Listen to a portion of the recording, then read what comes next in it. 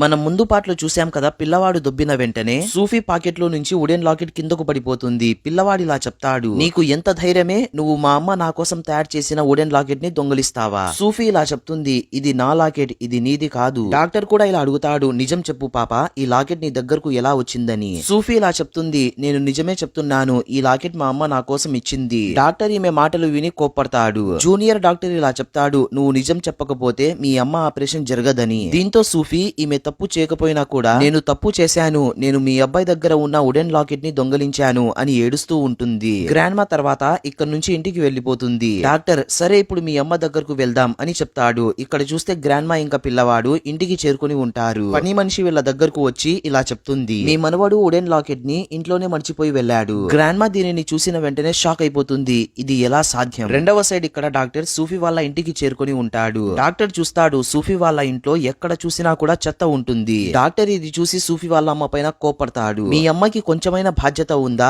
నిన్ను ఇటువంటి మురికి ప్రదేశంలోన పెంచేది? సూఫీ ఇలా చెప్తుంది, లేదు డాక్టర్ గారు, మా అమ్మ ఈ చెత్తని ఏరుకుంటూ నన్ను స్కూల్లో చదివిస్తున్నది. నిజానికి మా అమ్మ చాలా మంచిది. డోర్ ఓపెన్ చేసి చూస్తాడు, కానీ లోపల ఎవ్వరూ ఉండరు. డాక్టర్ ఇలా అడుగుతాడు, మీ అమ్మ ఎక్కడ ఉందని. సూఫీ బెడ్ పైన తన అమ్మ లేకపోవడం చూసి చాలా టెన్షన్ పడుతుంది. సడన్ గా అప్పుడే అక్కడికి గ్రాండ్ మా వచ్చి తన కొడుకుతో ఇలా చెప్తుంది, చూడ్రా, నీ కొడుకు బ్రాస్లెట్ ఆల్రెడీ ఇంట్లోనే ఉంది. అంటే సూఫీ వాళ్ళ అమ్మ నీ భార్యనా? నీ భార్య ఇంకా బ్రతికే ఉందా? సూఫీ లోపల నుంచి చాలా గట్టిగా ఏడుస్తూ ఉంటుంది, అమ్మా నిద్ర లేవమ్మా, నన్ను వదిలి వెళ్ళవద్దు, నువ్వు తప్ప నాకు ఈ ప్రపంచంలో ఎవ్వరూ లేరు. డాక్టర్ ఇంకా గ్రాండ్ మా కూడా ఇక్కడికి వచ్చేస్తారు. వీళ్ళు జూలీని చూసిన వెంటనే షాక్ అయిపోతారు, ఇది నిజమా లేకుంటే కలనా అని. నెక్స్ట్ పార్ట్ కోసం ఒక లైక్ వేసుకోండి.